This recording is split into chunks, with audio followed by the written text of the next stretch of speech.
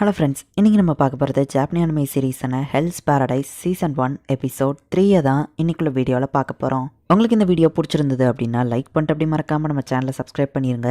இந்த அனிமே ஃபுல்லாகவே குழப்பமாக தான் போய்கிட்டு இருக்கோம். பட் போக போக இருக்கிற எபிசோட்ஸில் உங்களுக்கு கொஞ்சம் கொஞ்சமாக புரிய வரும். ஸோ பொறுமையாக வாட்ச் பண்ணுங்கள். சரி வாங்க நம்ம வளவலன்னு பேசாமல் இன்னைக்குள்ள கதைக்குள்ளே போகலாம். இன்றைக்கி நம்ம பார்க்க போகிறது hells Paradise season 1 episode 3.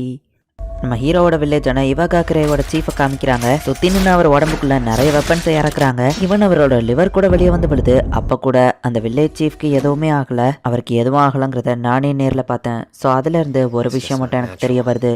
Elixir of life அது உண்மையிலேயே இருக்கு. ஹியூமன்ஸ் அது இம்மார்டலா மாத்தும். பட் அது இந்த ஐலாண்ட்ல இருக்கா இல்லையாங்கிறது வேற கதை அப்படின்னு நம்ம ஹீரோ வந்து சாகரி கூட உள்ள போறான். பா இந்த இடம் பார்க்க அழகா இருக்குல்லான்னு சாகரி பார்க்கவும் அழகு இருக்கிற இடத்துல தான் ஆபத்தும் இருக்கும். பிளான்ஸ்லாம் சம்மந்தமே இல்லாத இடத்துல வளர்ந்து நிக்கி இது பார்க்க கிரேப்பியா தான் இருக்கு அப்படின்னு நம்ம ஹீரோ வந்துட்டு அவனோட கட்டை வந்து அவுக்கவும் நீ உன் கெட்ட அவுக்க கூடாது அப்படின்னு வா சொல்றா. ரோல்ஸ்னா ரோல்ஸ் தான், கெட்ட அவுக்க கூடாது இல்ல இங்கேயே செத்துருவா அப்படின்னு வா சொல்லவும் வெறும் 3 நாளைக்கான சாப்பாடு தெரியாத ஒரு டிராயிங் தான் கொடுத்துருக்காங்க. நம்ம சீக்கிரமா இதை கண்டுபிடிக்கணும் அப்படின்னு நம்ம ஹீரோ சொல்லவும் நான் சொல்ற இன்ஸ்ட்ரக்ஷன் நீ ஃபாலோ பண்ணலனா உன்னை இந்த இடத்துலயே கொண்டுருவேன் அப்படின்னு சாகரி மிரட்டவும் நம்ம ஹீரோவோ பிரச்சனை வேணாம் அப்படின்ட்டு கையை கெட்ட ஒத்துக்கிடுறான். அவளும் கையை கெட்டலான்னு போனா திடீர்னு ஒருத்த நம்ம ஹீரோவை அட்டாக் பண்றான். கேயோன் அப்படிங்கிறவன் தான் அவனோட வெப்பனை வச்சு நம்ம ஹீரோவை அட்டாக் பண்ணியிருக்கான்.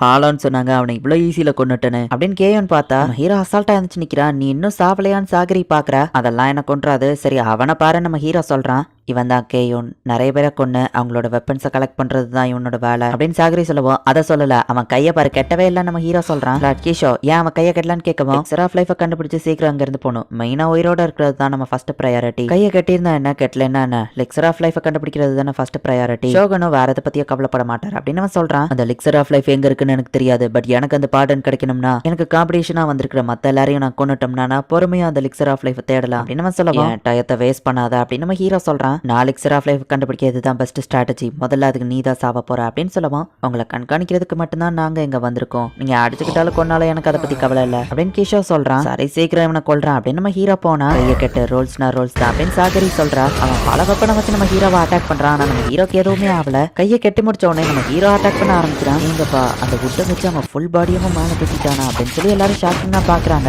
ஏர்ல இருக்கும் போதே அவனை ஒரே அட்டாக் தான். தேவையில்லாம ஃபைட் பண்ணி டைம் வேஸ்ட் ஆகுது அப்படின்னு நம்ம ஹீரோ நினைக்கிறான். கேஎன் போட்டுருக்கிற ஆர்மர் வந்துட்டு அவனை ப்ரொடெக்ட் பண்ணி இருக்குது.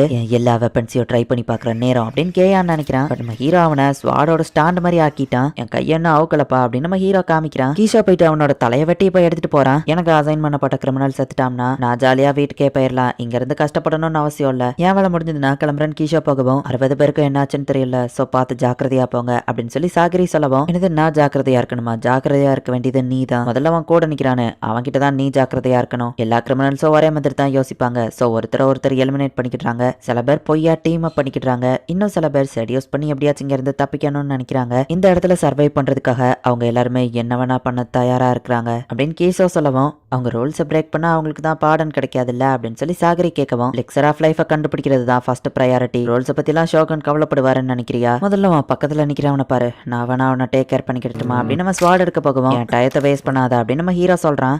உடனே அவனும் கொஞ்சம் அமைதியாயிருதான். இந்த ஐலாண்ட்ல அடுத்து நடக்க போற விஷயங்கள் எதுதான்? கிரிமினல்ஸ் அவங்களுக்கு தேவையில்லாத விஷயங்களை எலிமினேட் பண்ண ஆரம்பிச்சிருவாங்க. என்ன ரோக்ரோட்டா பசிக்குதா அப்படின்னு ஈசன் ஆசைமான் கேட்கறான். ஜெயின் சரியில்லைன்னு ஸ்வாட் எடுத்து அட்டாக் பண்ணா ஸ்வாட் உடஞ்சிருது. ஜெயின்ட் ரோக்ரோட்டா வந்து ஆசைமான் ஈசனையே பிச்சு தின்றுதான். எதிர்பார்க்காத நிறைய ட்விஸ்ட் அண்ட் டான்ஸ்னு நடக்கும். கிரிமினல்ஸ் தனக்குள்ள தானே சண்டை போட்டு நிறைய பேரை எலிமினேட் பண்ணுவாங்க. வந்திருக்கிற டீம் செத்ததுக்கு அப்புறமா இவகாக்குரையில இருந்து ஆளுங்க வரதா சொல்லியிருக்காங்க. இன்னும் கொஞ்ச நேரத்துல பாரு இது மட்டும் தான் நடக்க போகுது. எலிக்சர் ஆஃப் லைஃபை கண்டுபிடிக்கிற ஆசைமான் தான் நெக்ஸ்ட் சீஃப்னு ஒரு பேச்சு அடிபட்டு இருக்கு. பட் எனக்கு இதுல இன்ட்ரெஸ்ட் இல்லைன்னா கிளம்புறான் அப்படின்னு நம்ம போறான். லார்ட் கீஷோ சொன்ன மாதிரியே எனக்கு இந்த காபிமாரோவை பத்தி ஏதோ தெரியாது. உண்மையிலேயே இவன் கேரக்டர் என்னது, இவன் மோசமானவனா நான் யோசிச்சுட்டு இருக்கும் போதே டக்கு நம்ம ஹீரோ வந்து அட்டாக் பண்றான். வழியே இல்லாம ஒன்னு சைலண்டா கொள்ளலாம்னு நினைச்சேன். நீ அதை ஏத்துக்கிடல அப்படின்னு நம்ம ஹீரோ கேட்கறான். கோலைங்க மாதிரி இந்த வில்லேஜை விட்டு போகணும்னு நினைச்சிருக்காங்க. அதான் அவங்க அப்பா அம்மாவை கொண்டுட்டேன். பட் கவலைப்படாத, உன்னை நான் வளர்க்குறேன். எமோஷன் தான் ஒருத்தரோட வீக்னஸ். காபிமாரோ நீ ஸ்ட்ராங்கா இல்லைன்னா உனக்கு பிடிச்சவங்கள உன்னால ப்ரொடெக்ட் பண்ண முடியாது அப்படின்னு வில்லேஜ் சீஃப் சொன்னதை நம்ம ஹீரோ யோசிச்சு பாக்குறான். எலிக்சர் ஆஃப் லைஃபை கண்டுபிடிக்கிறதுக்கு நீ எனக்கு ஒரு தடையாதான் இருப்ப. உன்னை நான் கூட கூட்டிட்டு போனா நீ என்ன ஸ்லோவாக்க தான் செய்வ. இவகாகுரையில இருந்து மட்டும் ஆளுங்க வந்தாங்கன்னா பிரச்சனை இன்னும் பெருசாகும். எனக்கு இருக்கிற சான்ஸ் போயிரும். இதை பர்சனலாலாம் எடுத்துக்கிட்டாதான் நம்ம ஹீரோ சொல்லுவோம். என்ன கொலை பண்றதுதான் அவன் பிளானா அப்படின்னு வா கேட்கறா. அவன் எனக்கு வேற ஆப்ஷன் இல்லைன்னு நம்ம ஹீரோ சொல்றான். எதனாலயோ தெரியல எனக்கு இவனை கொல்லணும்னு தோணல அப்படின்னு வா யோசிக்கிறா. அதே மாதிரி தான் நம்ம ஹீரோக்கும். அந்த ஹீரோ அவன் ஃபுல் ஸ்ட்ரென்த்தை காமிக்கல, இன்னும் பின்வாங்கிட்டு தான் இருக்கான். அவங்களுக்கு கொல்ல விருப்பம் இல்லைன்னு நினைக்கிறதும் ஒரு நார்மலான விஷயம் தான் அப்படின்னு நம்ம ஒய்ஃப் சொன்னதை யோசிச்சு பாக்குறான். நான் ஹாலோ இப்படி இருக்க மாட்டேன்னு சொல்லவும் கிஸ் பண்ணதுக்கே நீங்க வைக்கப்பட்டீங்க, உங்களுக்கு மனசாட்சி மனசாட்சி எல்லாம் இருக்கு. அது ஒண்ணும் உங்களை வீக் ஆக்காது. உங்க மனசு சொல்றத நீங்க கேட்கணும். அதை பார்த்து பயந்து ஓடாம அதை ஏத்துக்கிடுறது தான் உண்மையான ஸ்ட்ராங். உங்களோட மாற்றத்தை நீங்க ஏத்துக்கிடுறீங்கல்ல, நீங்க ஸ்ட்ராங்கா மாறிட்டு தான் இருக்கிறீங்க அப்படின்னு சொல்லி அவன் வைஃப் சொல்லியிருப்பா. லார்ட் காபிமாரோ அவன் நம்ம டார்கெட்டே இல்லையேன்னு கேட்கவும், என் வைஃபை வந்து கொல்லுவேன்னு சொன்னால அதான் கொண்டுட்டேன் அப்படின்னு நம்ம ஹீரோ சொல்றான். டார்கெட்டை கொல்ல போகும்போது எனக்கு பிள்ளை பொண்டாட்டி இருக்கு விட்டுரு அப்படின்னு நம்ம சொல்லவும், ஹீரோ தயங்குற கேப்ல நம்ம ஹீரோவை அவன் கொல்ல ட்ரை பண்றான். பட் நம்ம ஹீரோ அவனை கொன்றுதான். என்னோட எமோஷன்ஸ் என்ன வீக் ஆகுது அப்படின்னு சாகரிய கொல்லலான்னு கழுத்துக்கிட்ட வர போயிட்டு டக்குன்னு நம்ம ஹீரோ ஸ்டாப் பண்ணிருந்தான். இல்ல நான் இப்படி வீக்காவே இருக்க கூடாது. என் வைஃப் நான் திரும்ப பார்க்க போகணும்னா அதுக்கு என் வீக்னஸ் நான் போக்கடிக்கணும். நான் ஸ்ட்ராங்கா மாறணும். நான் ஸ்ட்ராங்கா இல்லைன்னா எனக்கு பிடிச்சவங்களை என்னால ப்ரொடெக்ட் பண்ண முடியாது அப்படின்னு வில்லேஜ் சீஃப் சொன்னதை யோசிச்சு பார்த்து இப்ப நம்ம ஹீரோ மான்ஸ்டர் மோடுக்கு போறான். இப்ப நம்ம ஹீரோ பின்வாங்காம சீரியஸா ஃபைட் பண்ண ஆரம்பிக்கிறான். மத்தவங்கள பத்தி எனக்கு தெரியாது, ஆனா ஒன்ன கொலை பண்றது எனக்கு ரொம்பவே கஷ்டமா இருக்குன்னு மட்டும் எனக்கு தெரியும் அப்படின்னு நம்ம ஹீரோ சொல்லப்போ, கஷ்டமா இருக்குமா அப்படின்னு வா கேக்குறா. ஒரே செகண்ட்ல நம்ம ஹீரோ அவளை தோக்கடிக்கிறான். ஆனா நம்ம ஹீரோவால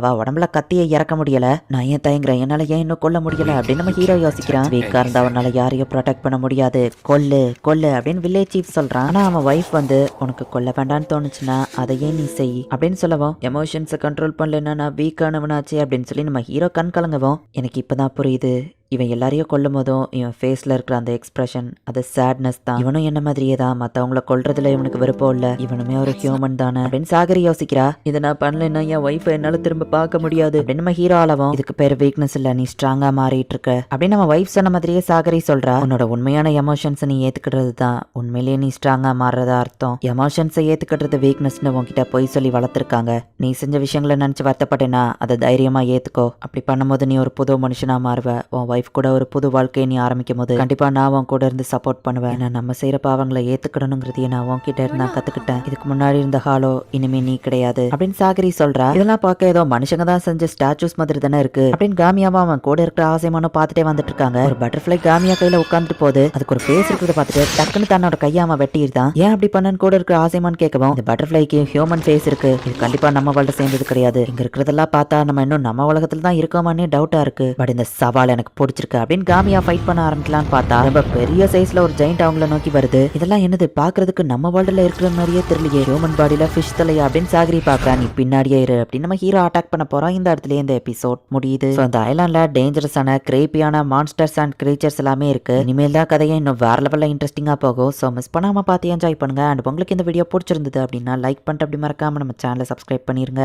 தேங்க்யூ ஃபார் வாட்சிங். Bye guys. நெக்ஸ்ட் எபிசோட்ல மீட் பண்ணலாம்.